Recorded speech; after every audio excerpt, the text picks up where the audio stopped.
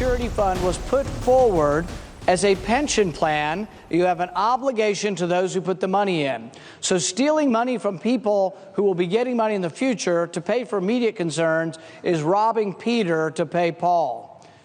So those in this body will be asked tonight to vote on whether or not you're willing to vote to take money from Social Security to spend it on immediate concerns. Early Friday morning, the Senate passed a 2-year budget deal, raising the debt ceiling yet again until mid-March 2017 and avoiding a government shutdown. Senator Rand Paul filibustered the bill that will increase spending by $80 billion through September 2017. 35 senators whose parents rightly taught them not to steal voted against the bill, including Ted Cruz, Rand Paul, and Marco Rubio. Senator Lindsey Graham was the only GOP presidential contender to vote in favor of the deal. Joining me now is contributing writer for RedAlertPolitics.com, Ryan Girdusky. Ryan, we see a lot of money being thrown at our nation's debt, but the debt continues to grow. What do you think is the lesser of two evils here, avoiding a government shutdown or throwing money we don't have at the problem? Well, the problem is that there was no easy way to go about this. President Obama was not going to vote for decreased spending. The Republicans in the House were not going to decrease spending on the military, which was one of the big issues that Democrats in the Senate wanted to do. And in the end, in the House, only 79 of the 247 Republicans voted in favor of this budget. This was John Boehner's last goodbye, and many people feel a last kick in the rear towards the party. Was to get this budget through with his most loyal supporters, the most establishment supporters of the bill. Now Speaker Paul Ryan voted against the bill. And this was the concern, is that how do we avoid more government shutdowns? But it makes Congress fairly ineffective entirely until the new president emerges. And in your opinion, do you think Speaker Ryan just wanted to get this out of the way to set himself up for bigger and better things rather than this being his first fight? Absolutely. This would have torn the party in half, and certainly now Speaker Ryan has a history of being as pro-establishment as they come. He voted for plenty of big government bills in the past. Certainly, more than likely, he would have had to show the more conservative wing of the House Republicans that he is still a big government Republican, as he was with the entire Bush term. So this allows him to do things like Medicare reform or Social Security reform, things that he enjoys doing, over having to deal with a tough task of trying to bring the House together. That will have to happen in 2017, and I think that unless something radically different in this country happens, or the country's economy boosts by 10%, or something radical happens, that Paul Ryan will find himself in much of the predicament that John Boehner was in the last 6 years. Now, you mentioned the more conservative, the more fiscally conservative wing of the House. Senator Mike Lee applauded Senator Rand Paul's filibuster in regards to Social Security and not robbing from the Social Security Trust Fund. What did you think of Rand Paul's filibuster? It was a good attempt. In the end, you need 41 votes to stop for his bill to come through, which was to stop stealing from Social Security, and he only got 35, and that's with Marco Rubio and Ted Cruz working with him, and several Democrats were very distrusting of this bill. In the end, though, of the 54 senators, only 35 Republicans were able to work with him, and Marco Rubio is, the establishment darling. It's odd that he and Rand Paul, between the more conservative wing and more established wing of the Senate, couldn't get more Republicans. And they got people like Pat Toomey, who is pretty moderate, and he's in a blue state up for re-election in 2016. He has a very hard race against him, but they got him to vote against the bill, and Ron Johnson from Wisconsin. So it's odd they couldn't find 6 more senators. Either certain people weren't trying, other than Rand Paul, or that the momentum was for this budget just to go through so they could work on other things and they don't have to be blamed for a shutdown, which is what Republicans' biggest fear is, that they will be blamed for a government shutdown and lose the majority in 2016.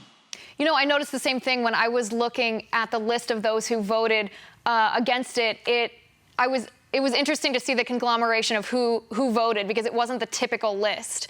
But some critics would say that this was Rand Paul's last-ditch attempt to help his campaign. Is that accurate, or was this filibuster genuine from Rand?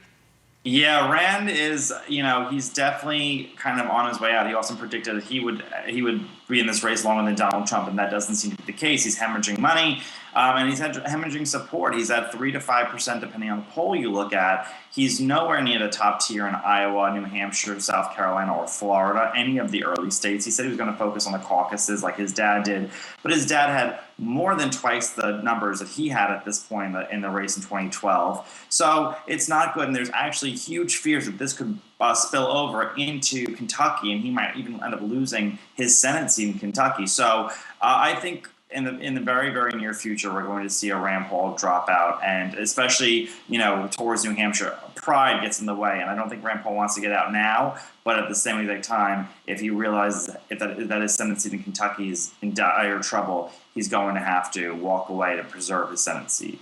Yeah, I think campaign-wise, several of the candidates might be ready to drop out, but the way the debate schedule is set up, they just want to hang on for these last couple weeks to see if they can revive their campaigns in the next debate. Let's switch for a second back to new Speaker Paul Ryan. Are we going to see anything different from him in the future regarding our debt and how to solve that problem? Well, Paul Ryan's main concern right now is allegedly fixing the way the House works this was the big conference with him and the Freedom Caucus, which was about giving certain House members a little more power, but Paul Ryan also got more power as Speaker. So it was an interesting move by both parties. I think the problem with Paul Ryan is that Paul Ryan fundamentally is different than the Republican Party on many issues. I think that Paul Ryan is an ideologue, and the party is full of pragmatists, and the party right now is moving towards a more populist wing. That is the assertion of Ben Carson and Donald Trump.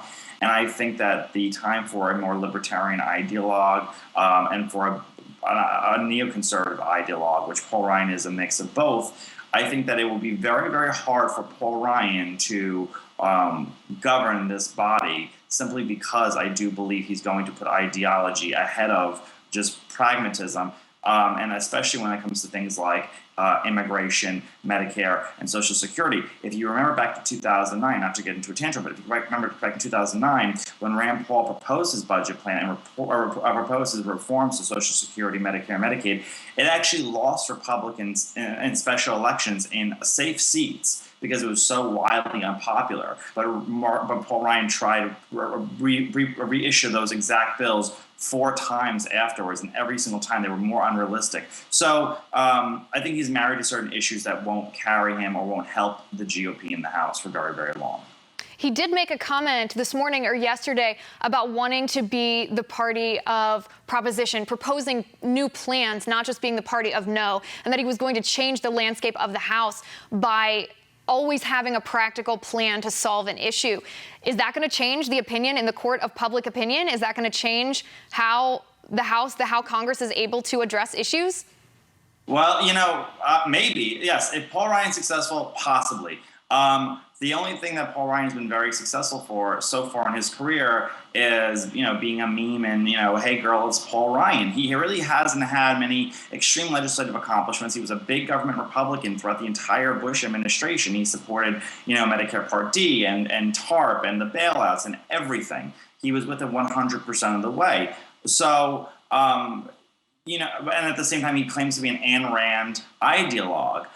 He has very conflicting opinions between what he does and what he proposes and what he says, and possibly going into the future, I don't know if he can wedge them all together and create a practical plan that the Republican Party adopts, especially when he's made comments about things like open borders or building up the Pentagon again. We can't resonate those issues with something like smaller government and practical resolutions for a party and a country that isn't as ideological as some hoped it would be. Yeah, that's a good point. Although I do think it'll be interesting to see, because he has ideas that he's taken from a variety of different places, almost a smorgasbord of opinions. It'll be interesting to see whether that serves to divide the party further or whether he'll have something that appeals to everybody. Ryan, thank you for joining me tonight. Still ahead, an EMT was suspended without pay for leaving his ambulance to save the life of a 7-year-old girl. Apparently, that's against protocol. Chris Grolnick is here with his response. Don't go anywhere.